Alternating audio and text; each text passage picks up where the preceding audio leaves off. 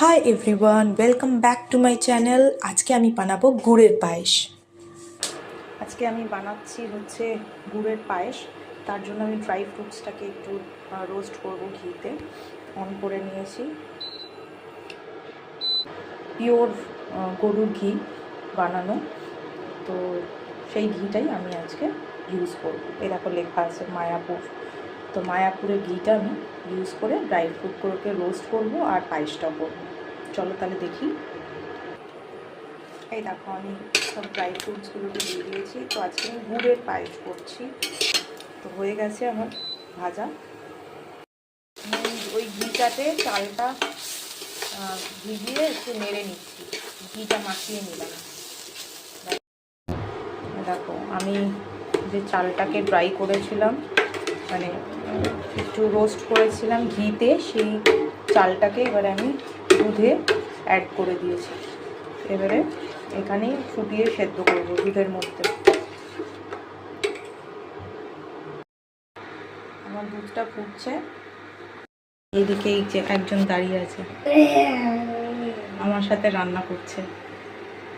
রান্না করছো তো? হ্যাঁ। শিখে নিচ্ছ পায়েস বানানো? ও বানাবে এরপর। দেখো এবারে আমি এই পায়েসে গুড়টা অ্যাড করবো। এটা কিয়ানে পাপা এনে দিয়েছে, দেবো গুড়। আর গুড়টা ভেঙে দিয়েছে কিয়ানের দাদু। তো এখানে চালটা অলমোস্ট সেদ্ধ হয়ে গেছে প্রায়। এবারে গুড়টা দিয়ে আর একটু ফোটাবো। গুড় দেবো দাঁড়াও। এই দেখো গুড় অ্যাড করা হয়ে গেছে।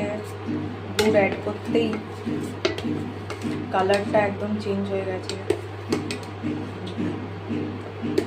গুড়ের পায়েস।